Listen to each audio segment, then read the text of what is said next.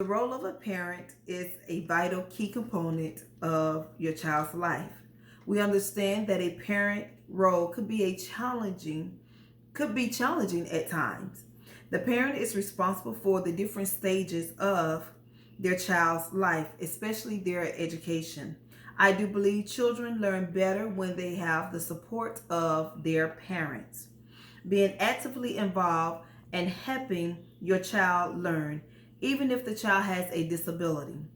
The parent should then become the child's advocate, making sure they receive the service and support they need to be successful.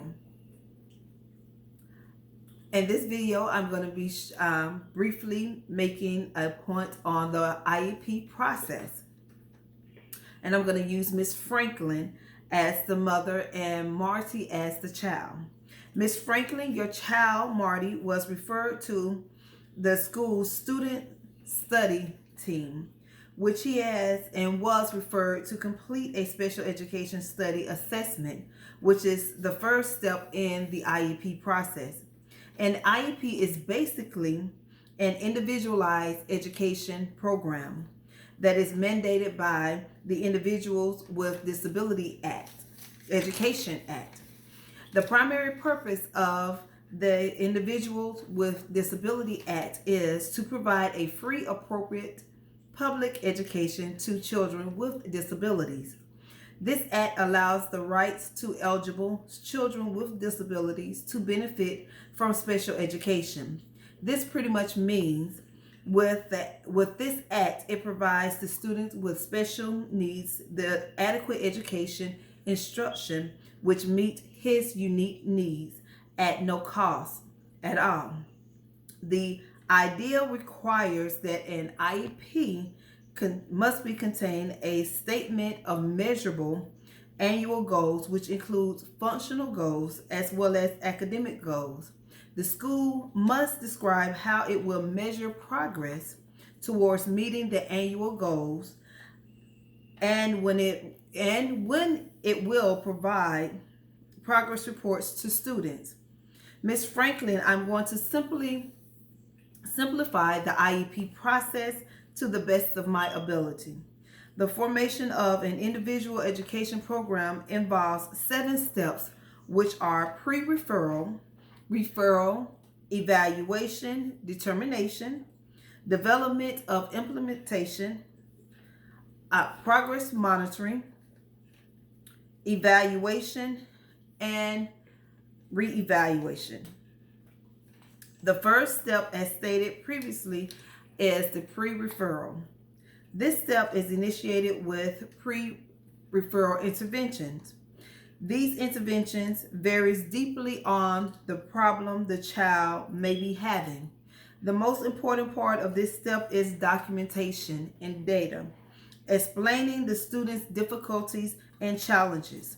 The next step is the pre-referral. If the next step is when the pre-referral fails, the student is then referred to the special education study team, which is also called the SST. This step is initiated by the school study team. The next step in the IEP process is the identification, also known as the evaluation step. This step is to determine whether the child has a disability, whether special education is required, and what types of special education services are needed. Evaluations are conducted by the IEP team to determine these types of services. The next step is eligibility.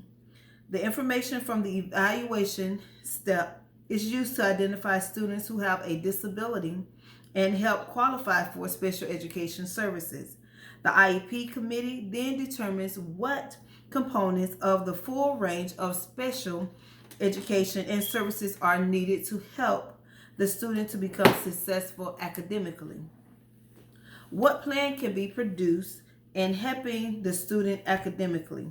The next step is the development of the IEP.